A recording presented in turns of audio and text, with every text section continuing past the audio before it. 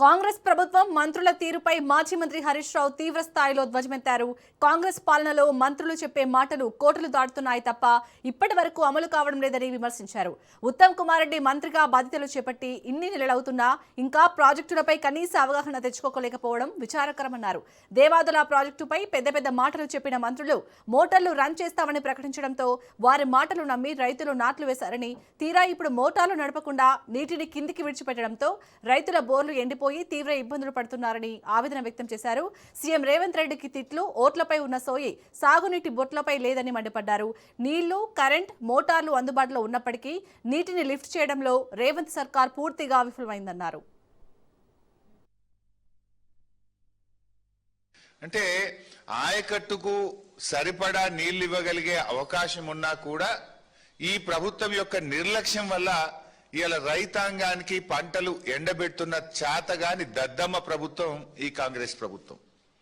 మీరే కదా జూలై 13 నాడు పోయి మొత్తం నీళ్లు ఎత్తుతాం, 38 టీఎంసీలు ఎత్తుతాం, ప్రతి ఎకరానికి నీళ్లు ఇస్తామన్నారు కదా. మరి ఏమైంది? 10 పంపులు నడుస్తాయి అని చెప్పినారు. నిన్నటి వరకు అది కూడా మీరు చూడండి, ఇది నిన్నటి, ఇది చూపి బాబు, ఇది నిన్నటి రిపోర్ట్. 5 పంపులు నడుస్తున్నాయి. ఇక డేట్ చూడండి, 20 జూలై 2026. నిన్నటి ప్రకారంగా ఫేజ్ 1 లో 2 మోటార్లు, ఫేజ్ 2 లో 1 మోటారు, ఫేజ్ 3 లో 2 మోటార్లు. నిన్న నడిచినాయి 5 మోటార్లు నడిచినాయి. నిన్న సాయంత్రం కూడా 5 మోటార్లు నడుస్తున్నాయి. మంత్రులు పోయినప్పుడు 7 మోటార్లు, నిన్న సాయంత్రం మంత్రులు వచ్చిన తెల్లారికెళ్ళి 5 మోటార్లు నడుస్తున్నాయి. ఇవాళ బీఆర్ఎస్ ప్రభుత్వం 3,17,000 ఎకరాల ఆయకట్టును నీళ్లు ఇవ్వడానికి దేవాదుల పూర్తి చేసింది. కట్కొత్తుతే 3,17,000 ఎకరాలకు వరంగల్ జిల్లాకు సాగునీరు అందుతుంది, వరంగల్ తాగునీరు అందుతుంది. కట్క ఒత్తకుండా మీరు ఎందుకు వరంగల్ జిల్లాను ఆగం చేస్తున్నారు? మీ గుర్తు, పోయిన సంవత్సరం కూడా 8 కోట్ల రూపాయలు మెయింటెనెన్స్ బిల్లులు ఇవ్వకపోవడం వల్ల దేవాదులలో 50 రోజులు ఆలస్యంగా మోటార్లు ప్రారంభమైనాయి. దాంతో 700-800 కోట్ల రూపాయల పంట వరంగల్ జిల్లాలో గత సంవత్సరం ఎండబెట్టింది కాంగ్రెస్ ప్రభుత్వం. నీళ్లుండి కూడా ఎత్తకపోవడానికి ఇవాళ ఏం చేయాలి? మిమ్మల్ని నీళ్లు కండ్ల ముందు నీళ్లు ఉండగా కూడా ఒడిసి పెట్టాల్సింది పోయి మీరు కిందికి విడిచిపెడుతుంటే మీకు ఉరి శిక్ష వేసినా తప్పులేదు. ఇది చాలా దుర్మార్గమైనటువంటి పని. ప్రపంచమంతా చుక్క చుక్క ఒడిసి పట్టి నీళ్లను కాపాడుకుంటున్నారు. ఇవాళ మీరు ఆ కాళేశ్వరంలో ఎత్తమంటే అక్కడ డ్రామాలు, ఇక్కడేం డ్రామాలు? మరి ఈడెందుకు 10 మోటార్లు ఆన్ చేయడం లేదు అని చెప్పి ఇవాళ మేము అడుగుతా ఉన్నాం. మీరే చెప్పిండ్రు 85% పనులు పూర్తయినాయని.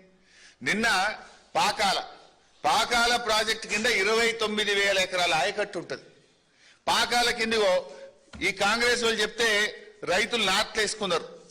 పాకాల కింద బ్రహ్మాండంగా నాట్లేసుకున్నారు. రామప్ప కింద కూడా నాట్లేసుకున్నారు.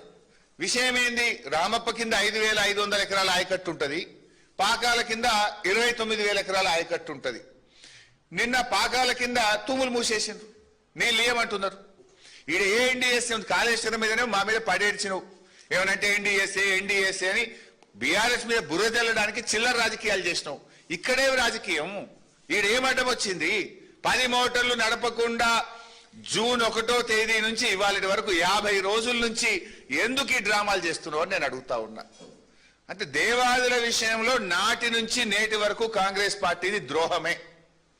2011లో దేవాదుల టనల్ కూలిపోతే 3 ఏళ్లు దేవాదుల ప్రాజెక్టును పట్టించుకోకుండా మూలకు పడేసిందే కాంగ్రెస్ పార్టీ.